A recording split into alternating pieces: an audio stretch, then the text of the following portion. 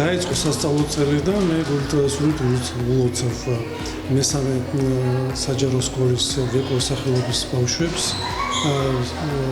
სასწავლო წლის დაწყებას მინდა